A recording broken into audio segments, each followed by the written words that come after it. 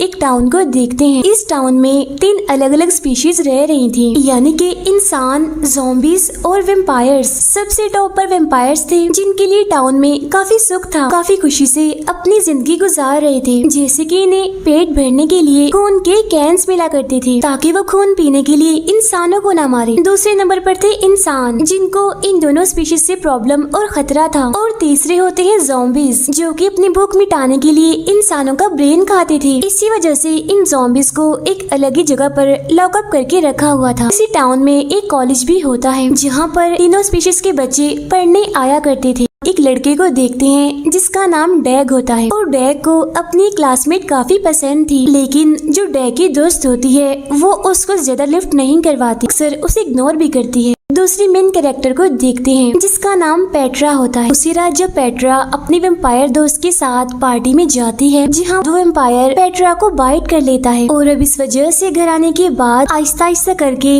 Vampire में बदलने लगती है। अगले दिन पेट्रा बार बार अपना मोबाइल चेक करती है और उस वेम्पायर के कॉल का, मैसेज का इंतजार करने लगती है। ना तो कोई मैसेज आता है और ना ही कोई कॉल आती है। तो इससे यहाँ पर ये बात तो क्लियर हो जाती है कि वो वेम्पायर असल में पेट्रा के साथ धोखा कर रहा था। रात के टाइम हम देखते हैं कि नेड को और उसके भाई को उनके पेरेंट्स काफी डांट रहे होते हैं। तो इस वजह से नेड को काफी गुस्सा आ जाता है। वो चला जाता है ज़ॉम्बीज वाले जोन में, जहाँ पर ज़ॉम्बीज बगैर कुछ सोचे समझे जो वो चाह रहे थे वो कर रहे थे। ये देखकर नेड को ज़ॉम्बीज की लाइफ काफी पसंद आने लगती है, इसीलिए एक ज़ॉम्बी लड़की को वो खुद को काटने के लिए कहता है। ऐसा कर भी देती है, यानी कि वो नेड के पाँव पर काट लेती है, जिसकी वजह से अब नेड भी एक ज़ॉम्बी में कन्वर्ट हो जाता है। अचानक कहीं बाहर से इनके टाउन में एलियंस आ जाते हैं। अगले दिन इंसानों की मीटिंग होती है, जिसमें उन्हें लगने लगता है कि उन एलियंस को वेम्पायर्स ने यहाँ पर बुलाया है, ताकि वो एलियंस हम इंसानों को मार दे, खत्म कर दे। वेम्पायर्स की भी मीटिंग हो रही होती है, जहाँ पर उन्हें ऐसा लगता है कि इंसानों ने बुलाया है एलियंस को। उधर ज़ॉम्बीज को ऐसा लगता है कि इन दोनों स्पीशीज ने ही एलियंस को इनवाइट करके यहाँ पर बुलवाया है, ताकि ज़ॉम्बीज को मार सके, ज़ॉम्बीज का खात्मा हो सके। इसीलिए ये तीनों स्पीशीज ही एक दूसरे पर हमला करने के लिए आती है। हलचल मच जाती है, कहीं पर आग लग रही थी तो कहीं पर ब्लास्ट हो रहे थे। पुलिस की गाड़ी तक यहाँ पर जल गई थी, लेकिन ऊपर से एलियंस बड़े सुकून से ये सब कुछ देख रहे होते हैं। इसी के बीच हम डैग की फ्रेंड को देखते हैं, जहाँ वो डैग को उसके साथ कहीं पर चलने के लिए कहती है। इसीलिए डैग उसे अपने घर लेकर जाता है, लेकिन वहाँ पर भी हो जाता है वेम्पायर्स का हमला, जहाँ अब वो वेम्पायर इन दोनों को देख लेता है और इनके पीछे बढ़ जाता है। दोनों अपनी जान बचाने के लिए वहाँ से भागने लगते हैं। इन्हें घर दिखाई देता है, जिसके अंदर ये दोनों घुस जाते हैं। वहाँ पर ज़ॉम्बीज की एक खुफिया मीटिंग चल रही है। वो खतरनाक ज़ॉम्बीज इन पर हमला करने के लिए इनकी तरफ ही बढ़ने लगते हैं, लेकिन तभी चारों तरफ से ज़ॉम्बीज पर वेम्पायर्स का हमला हो जाता है, जिसकी वजह से यहाँ पर काफी खतरनाक लड़ाई छिड़ जाती है। अचानक से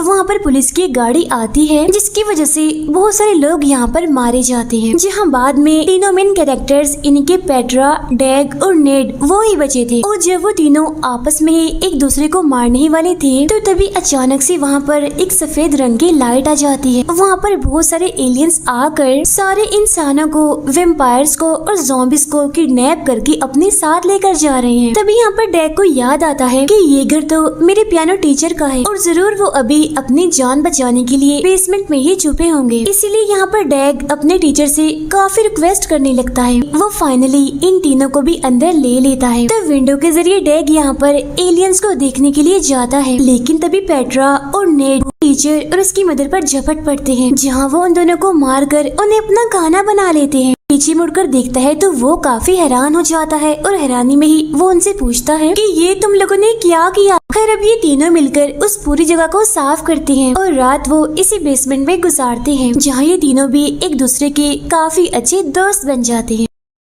अगले दिन जब ये लोग विंडो के जरिए बाहर देखने के लिए जाते हैं, तो तब एक एलियन इनको देख लेता है। वो इनके पीछे बढ़ जाता है, तो इसीलिए अब ये लोग बेसमेंट का दूसरा दरवाजा तोड़कर जल्दी से वहाँ से बाहर निकल आते हैं। अब क्योंकि पेट्रा एक वेम्पायर थी, इसीलिए सूरज की रोशनी की वजह से उसकी बॉडी जलने लगती है। तो यहाँ पर डैग उसको बचाने के लिए अपने सारे कपड़े उतार कर पेट्रा को पहना देता है, और खुद वो बगैर कपड़ों के ही रहता है।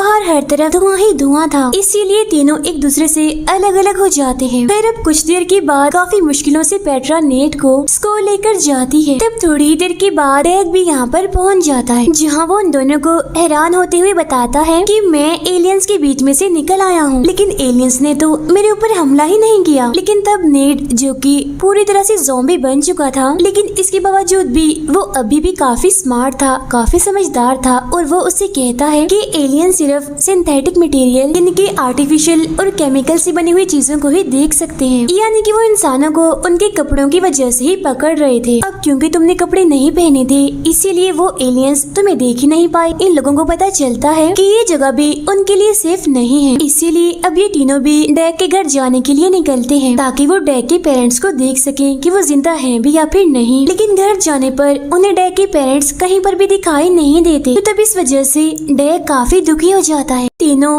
एलियन से बचने के लिए कॉटन के केमिकल फ्री कपड़े पहनकर बैठ जाते हैं, लेकिन तभी एक एलियन यहाँ पर आ जाता है और पता नहीं कैसे, लेकिन नेट को वो पकड़ने लगता है। तब ये देखकर पेट्रा उस एलियन के टेंटिकल्स के टुकड़े करने लगती है, लेकिन वो एलियन नेट को लेकर वहाँ से गायब हो जाता है। जिसके बाद अब वो दोनों घर पर अकेले बैठे होते हैं, लेकिन फिर थोड़ी ही देर में नेट अचानक से कहीं से वापिस आ जाता है। वो उन दोनों को बताता है कि मुझे बचाने के लिए शायद तुम दोनों ने उस एलियन को मार दिया था, जिस वजह से मैं उनकी मेन जगह पर नहीं पहुंच पाया और शहर के बीच में ही कहीं पर मैं गिर गया था, और वहीं से ही मैं यहाँ पर वापिस आया हूँ। ये भी बताता है कि असल में वो एलियंस यहाँ पर एक केमिकल की तलाश में आए हैं, और ये केमिकल हमें हमारे कोच की मीट फैक्ट्री में मिल सकता है, क्योंकि हमारा कोच इस केमिकल को यूज करके घोड़े के टिश्यूज को बदलकर चिकन जैसा टेस्ट लाता है, और घोड़े के टिश्यूज को हम चिकन समझकर सैंडविच में खा रहे थे इतने सालों से। अब ये सुनकर पेट्रा और डेग दोनों ही काफी हैरान हो जाते हैं, और उन्हें काफी बुरा भी लगता है।